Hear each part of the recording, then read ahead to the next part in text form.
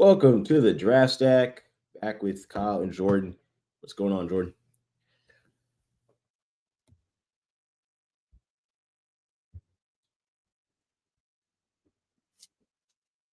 You doing all right, man? Yeah, I'm doing good. I lost you for just a second, but I'm back. I think with it started, it kind of had a little glitch. But yeah, I'm doing great. Super excited about Darryn Peterson. Like, this is going to be so much fun. It will be. So we've got. I wanted to start with this segment and something we're going to try, guys. So I'm introducing it to Jordan, so you guys bear with us a little bit. So we're gonna do a little head-to-head here. Darryn Peterson and the argument for the number one pick. This is just something we're trying. You hear me out? I'd love to hear Jordan. This is what I have in my notes. So AJ obviously is a wing. Peterson is obviously a guard. Here's AJ's case. He has the size advantage. This is some of the talking points that I think people will make. Size advantage, can do some of the same things scoring wise, but from a lunch tolerance vantage point, also has a little bit more defensive versatility as well. Peterson's case, true 3-level scorer. He literally is a 3-level scorer. Is an athlete among athletes, and has proven himself to take on really tough competition. He plays a interesting kind of game with his size, and is natural with ball handling and playmaking aspects. So, your thoughts on what would make just head to head? Head to head. So actually, I would say, even though he's the wing, I think AJ is the better playmaker out of the four others. So that's something that I think is an area of growth for Peterson. I don't think he has bad vision. I don't think that he's, I don't think he's out of it right, where he can't do it.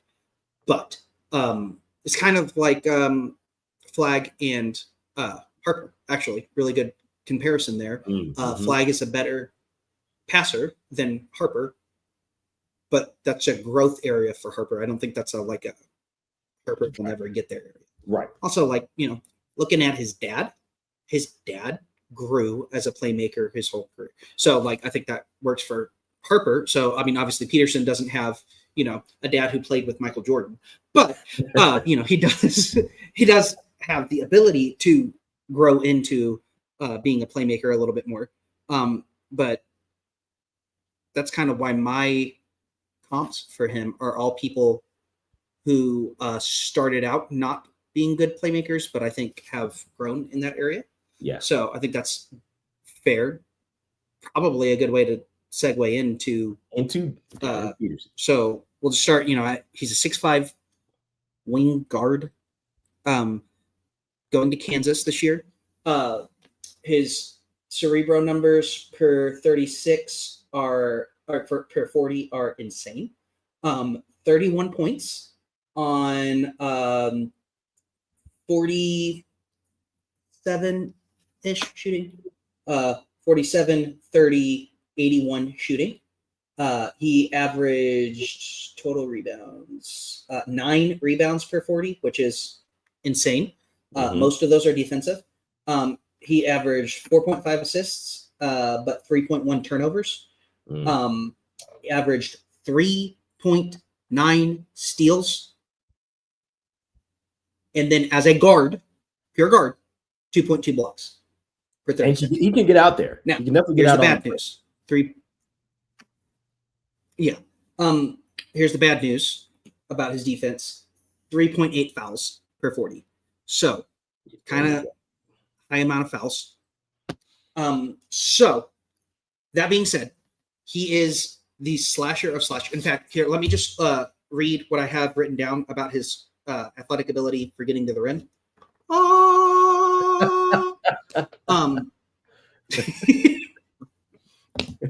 He's incredible getting to the rim. Yes. There's never everybody talked about last year how Harper was so good at getting to the rim because of his footwork and his angles and all this Right. stuff. So Peterson does the footwork and the angles, but he's also just faster than you. Like it's bananas. So as far as comps for him go, everybody wants to use Kobe. Everyone wants to use SGA. Let's pump the brakes on doing Hall of Famers and MVPs as comps before any games are played. Like, let's pump the brakes a little bit. That being said, I'm pumping the brakes and I'm saying his comp is Anthony Edwards, and that's pumping the brakes. So I guess we're not. He's a very good prospect. He's a very good prospect. I have veins of Devin Booker and Donovan Mitchell as my. Yes. So like if Donovan Mitchell was actually 2-guard sized and not point guard sized, yeah, like that's a great comp. My other comp for him, like just to explain how fast he is he's De'Aaron Fox, but he's 6'5", which is crazy. Like, and when you watch him, he's so fast. There's an elegance to his game, and not just in a straight line. It's side to side. Yes, up and down, like graceful. That he is an athlete's athlete. Agreed. So I said last week that Darryn Peterson is the second most functional athlete that I've ever scouted. I did not clarify who was first. It's Amin Thompson was first for me. Yeah, Peterson's just incredible when it comes to athletic ability. So on Draft Stack, he's number 2. He's also number 2 on my board. Which is fair. He is actually, to me, the one that I see the most people upset at you not having number 1. Like, so he to me definitely has the die-hardiest of fans so far on draft Twitter, at least, for sure. And so the most about not having him number 1. I mean, to me, the scoring versatility from him is tough. I think the improvement is maybe some more shot selection, because he does take some tough shots occasionally off the dribble, but he makes it look easy, and so they go down. His efficiency is not bad either. I also don't love his catch and shoot mechanics. I had that down as a note. Is not the best at catch and shoot. Could raise his overall efficiency if he's able to nail that down. This is what I have. I'm still stuck on his athleticism. He can accelerate like Fox, but he decelerates like Luka, which is an intriguing combination. I've never seen someone be able to start so fast and stop so fast in the same body. You're almost always only good at one of those, and it's crazy, dude. He's definitely going to have the best highlights out of the 3. Whether or not he's going to reach the heights and the consistency of the other 2 guys, right? I don't know. I don't think either AJ or Darren will be as consistent as Boozer, because consistency is kind of one of the selling points of Boozer. But that being said, he just moves. It is. I don't even know how to, like, if you've not watched Darryn Peterson, I don't know what you're doing. Watch him. Like, this is the pure, like, stats versus eye test. He has the eye test. Like, and maybe I'm a little ahead here. This actually leads to the conversation of ceiling and floor. Maybe we could finish a different way here. I have in notes possibly all-star level primary scoring guard, a 3-level scorer. The floor is a high volume, scorer who, defends but doesn't pass as much. And his improvement is just refining the decision making as a playmaker. But to be honest, neither of those things are bad from his projection. Not everybody is going to be right out of the draft, right? Like, but can be high level contributors for the team they get drafted to.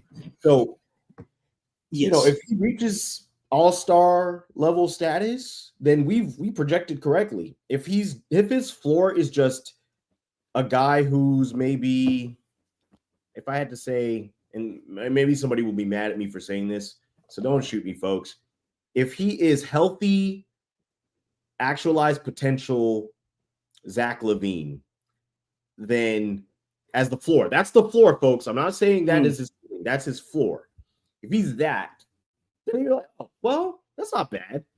He's what you would expect from a guard with his size, his ability to put the ball on the floor and to get to the basket, the ability to make and take tough shots.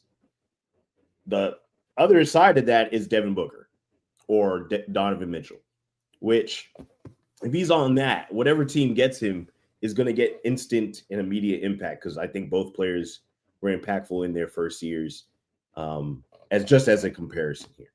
So what say you, though? I that's what I think. Yeah. I'm not sure. And I think the other thing that's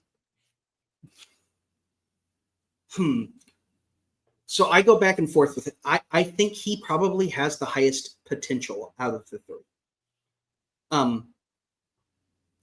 I also kind of wonder if he might have the hardest path to reaching his potential. I think so. Just because his potential is so much higher than the other twos. So I think the likelihood right now is that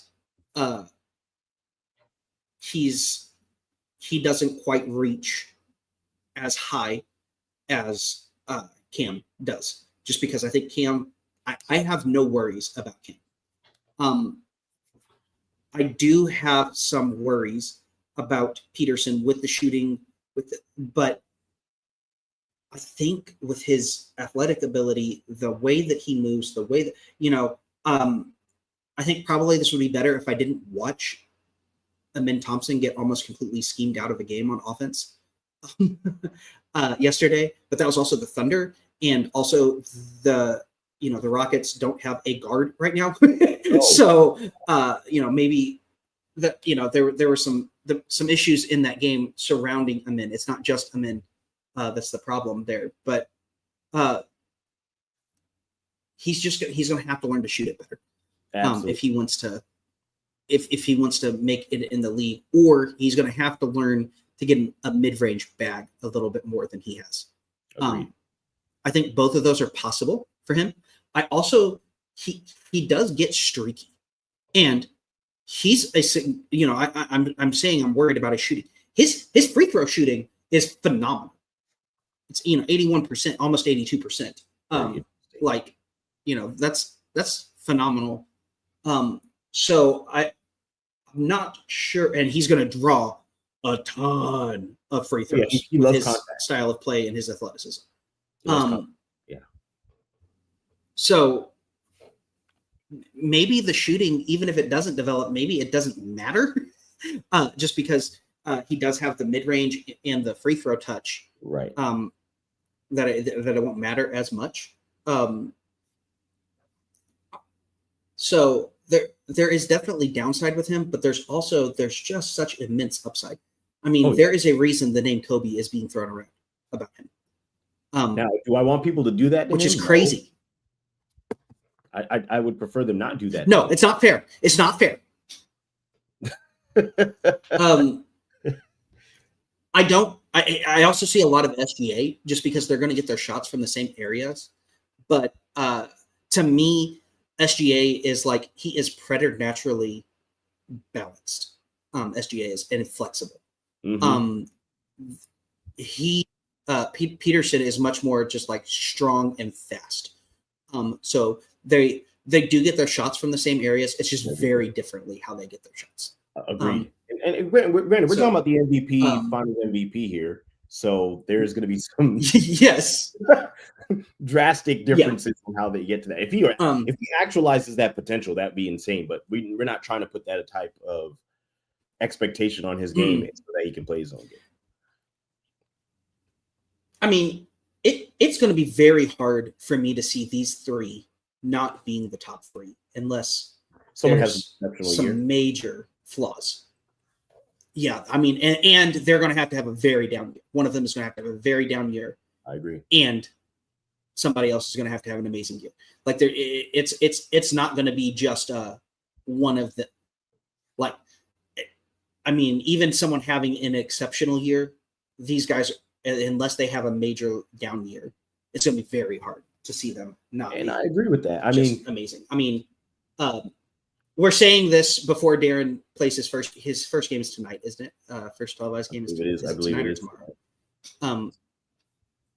tomorrow. So, you know, we've seen the other two guys play, and they were awesome. You know, spoiler alert. But man, Peterson he does things on the court that I've not seen other players be able to do in high school. Right. Yeah, I saw. I watched the tape. Mm-hmm. You know, there's when you're watching a real prospect for the first time. Yeah. So I remember the first actual real high school prospect that I watched was Daniel Gafford. I was a youth pastor in Hope, Arkansas, when El Dorado came to play Hope. And the way that Daniel Gafford warmed up was against his teammates. He would stand under the rim and he would block their 3-point shots. Because he was that much more athletic than everybody else on the floor. Yeah. Okay. Darryn Peterson has that separation when he's playing other 5-star prospects. Like, that's the thing that's so crazy, is he does that against other insanely good competition. Like, you know, that was Daniel Gafford against Hope, Arkansas. Spoiler alert, Hope, Arkansas wasn't very good. Like, this is Darryn Peterson playing against actual high-level competition and looking that much more athletic than them.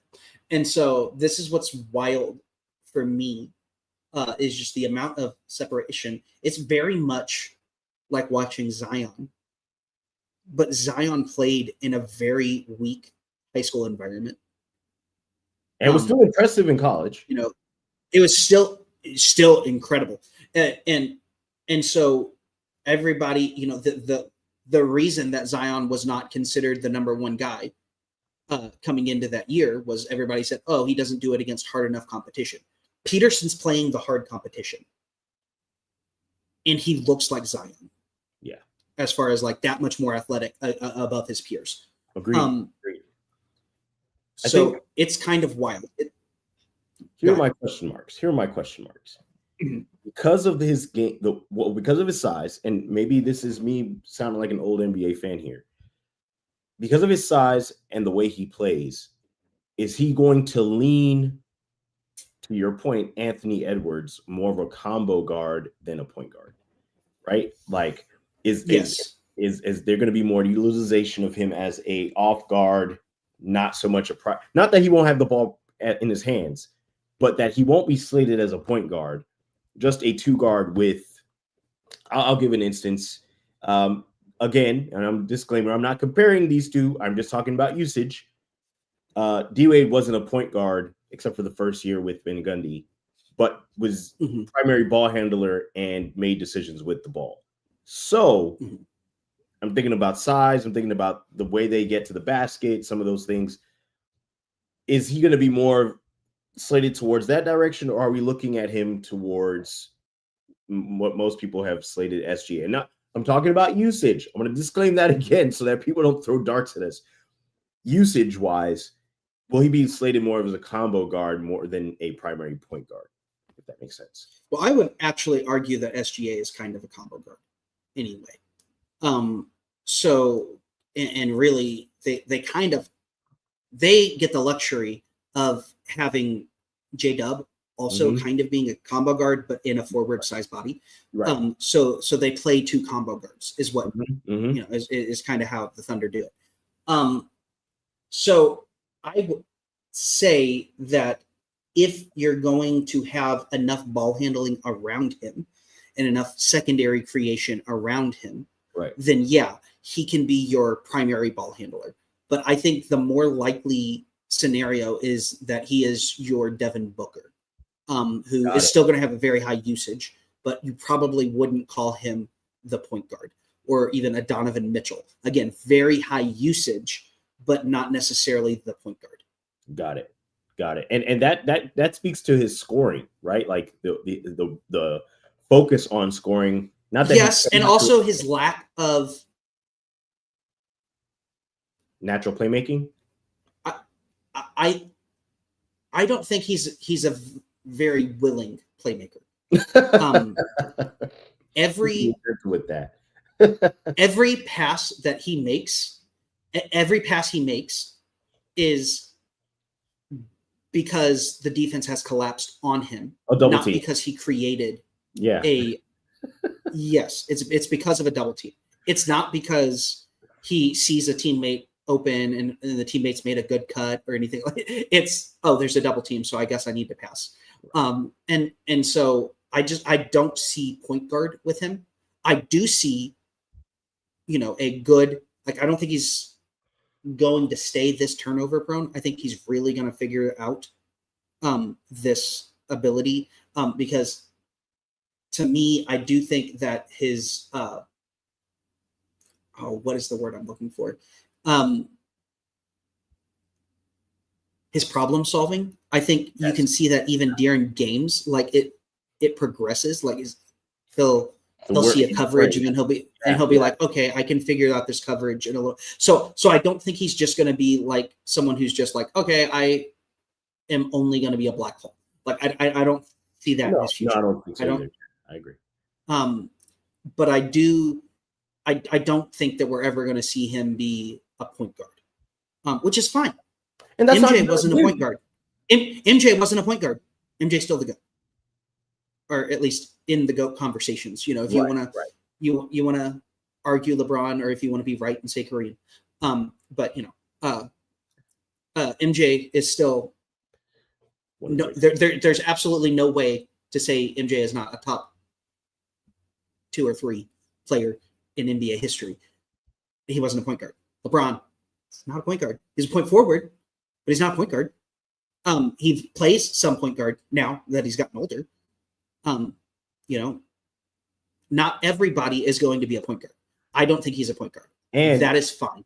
Anybody who's sound bites, we're not saying that Darryn Peterson is any of these players. We're just stating. No. I'm just stating, I'm just stating that he's not a point guard, and that doesn't mean he's terrible to say he's not a point guard. Right. And this is a little bit of a projection, and that's kind of what we do. There are going to, and I can guarantee it, Jordan, I'm calling it like you called Cooper being, running primary playmaking, at duty until Kyrie comes back. Or just at least them experimenting with it to see how well. I mean, he's starting tonight, so he's starting at point guard tonight. And so there are going to be what I call ridiculous draft questions leading up towards March. Oh, is he a point guard? Oh, is he a 2 guard? Is he a combo guard? His feel is great, but doesn't. There's going to be all these question marks that don't really need to be question marks about his game because they want him to be a point guard. But he's a combo guard, which here's a disclaimer. I am talking about who I believe is a Hall of Famer. Maybe there are some people who don't. Russell Westbrook is a combo guard questions. Who played point guard. Like the force in which he played with, his vision, the speed, his ability. He was a combo. I think he slowly became a point guard. Correct. He started as a combo guard, but I think by the peak of his career, he was a point guard. Right, exactly. So and that's totally a possibility for Peterson. I think.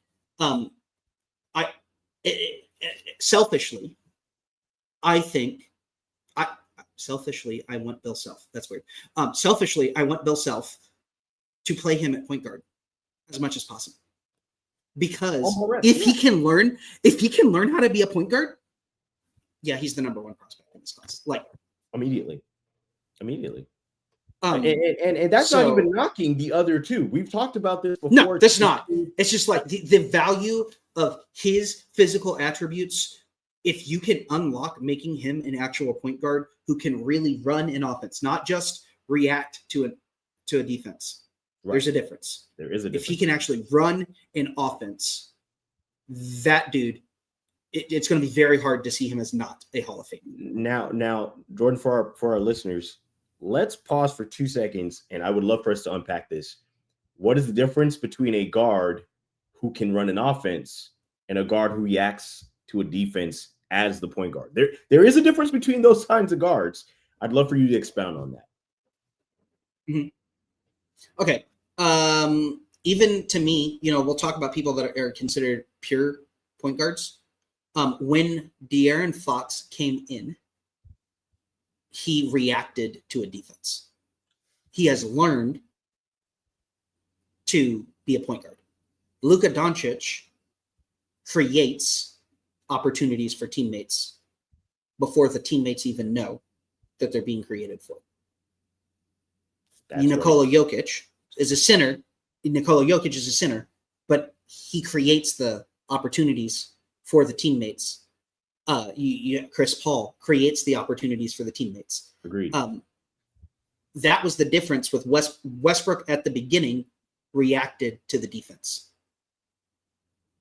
By his peak, he was dictating. He was not just he was dictating what the offense did, and he made the defense bend to him, and then pass the ball. Right. That's the difference to me between a point guard and a combo guard. And right now he's a combo guard, but if he can learn to be a point guard, which is okay, it's totally fine. Because here's the thing. Again, I said it.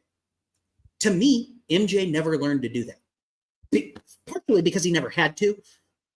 Because he had Pippen, and then later on he also had Harper and Kukoc, who could just do that part for him. So he just focused on the things that they didn't do. I think if he had never gotten Pippen as a teammate, I think MJ would have become a point guard and would have figured out how to do that. But it was just never needed because he had teammates that could do that. So he focused on what his teammates couldn't do. And so that's another thing with him, is what does your team build around you? Yeah. Agreed. Because if Luka had stayed at forward, and the Mavs not given him the keys after the first 5 or 6 games, and then finally said, okay, Dennis Smith, you're not the guard anymore. We're going to build around Luka as the forward. If they had not done that, then I think we have a very different conversation about who Luka is. I think Luka's still great. I think he's still a superstar. He's leading the league in scoring, but I don't think he's also doing 9 assists while leading the league in scoring. Right. Agreed. And so a lot of this is team concept. And that's why I really think he's going to thrive as a combo guard no matter what. So that's why I want Self to try him at point guard. And if they are one, I think that the team they have around him may facilitate him being the he one. May have to anyway. He may have to anyway. Right. And so one of the biggest things for me with him is his pacing. And I'm sure anybody who's listened to the pod before, I love talking defense. And my biggest thing with players is how much pace they have or do not have. De'Aaron does not struggle for pace at all. Just he moves so efficiently with his movements. It does not seem like he's moving that fast until a direct move is made. So I was watching some until it's it's already done. Right. He hesied this guy going the other direction. I don't even think the guy knew he was going to go that direction. But it's pace. He's so fast, he tricks offensive players on defense. He tricks them into thinking he's been beaten. And then he's like, and now I got your ball. He's like, oh no, you broke my ankles. I'm just kidding. The ball is mine now. He's up the court. It's crazy, dude. He's got all the potential in the world. I'm excited to see what the ceiling is. I'm excited to see what his season plays out like. I am hoping, praying for him to be healthy, all of the prospects. 1 to 6 years, stay healthy throughout the year. So that makes our job a little bit more interesting in calling who's going top 10, Yes. top 15, top 20. So this is a little bit of it's a little bit of a peek here. So I have Boozer notes already. You and I both prep weeks in advance. And yes, there's some arguments here. We're not talking full, we're not doing a full other pod on Boozer right now. But I just wanted to throw this out here. I wanted to hear your thoughts on the notes I have. All right, I have him down here as modern forward / center hub. His IQ is what's going to shine the most. He is elite at pick and pop. Definitely good in the short roll. And can hit the open shooter and take the mid-range jumper for himself. Those are some of the highlights. That's not covering his not surprising. Yeah, this is not surprising with who his dad is, but he might be the best high school screen setter I've ever watched. Again, not surprising with who his dad is, because I think his dad basically told him, like, you're disowned if you don't learn how to do this. But the dude is so good at setting screens. Like, there were times where he dominated high school games without touching the ball because of screen setting alone. So and he can get offense from the high post. He can get offense to stretch the floor. Can be defensively locked in. So these are my comps. I don't love doing these, but this is where it's at. I have him shades of Paul Gasol and maybe a little more athletic Chris Bosh. He's shorter than both of those guys. Right. And he's thicker than Bosh for sure. Right. Bosh was a skinny dude. That being said, the just versatile skill set of those guys, yeah, that makes sense. Yeah. I'm seeing an app when we actually do our Bouger deep dive. I'm going to talk about some of the absolutely crazy comps that I've seen and why they make sense. Because he's such a good prospect. So my main comp that I've been using for him right now has been because again, I'm trying not to use Hall of Famers, so it's very difficult with him. Because he does so many things at a high level. Yes, he does. And so my main comp I've been using for him is Paolo. I like that. Yep. Yeah, I agree. And very similar, also going to Duke, so that helps with the comp there. But where he can affect the ball, the game on and off ball. But hot take, I think he's already a better shooter than Paolo. So that would be kind of impressive if you're getting Paolo who can really consistently shoot. So correct me if I'm wrong. I think Boozer is probably the safest pick out of the three. That will. Oh, yeah. Boozer to me has by far the highest floor. Yeah. Yeah. Immediately. So that's really a conversation for our next pod about, we're talking about Boozer, obviously. And we just gave a little bit of a highlight on what we'll kind of cover on this next pod. Overall, it's just the polish of his game, his jumbo creator ability, and the type of, he's the type of player that teams tend to put their chips in a little bit around because he's so solid and fundamental. So, folks, we appreciate you guys for, watching, listening. This top three is just disgusting. To be honest, anybody three are going to come away with a gem. I can't imagine that they fall out of the top three, barring, knocking on wood, any kind of complete fall off. Hoping that they have excellent seasons. Again, we're going to talk Boozer and his case for the top, for the number one pick. He does a lot of things at a high level, and so we're excited to break down the game for you guys, and we're looking forward to sharing some of our thoughts and some of the facts with you. Peace. See ya.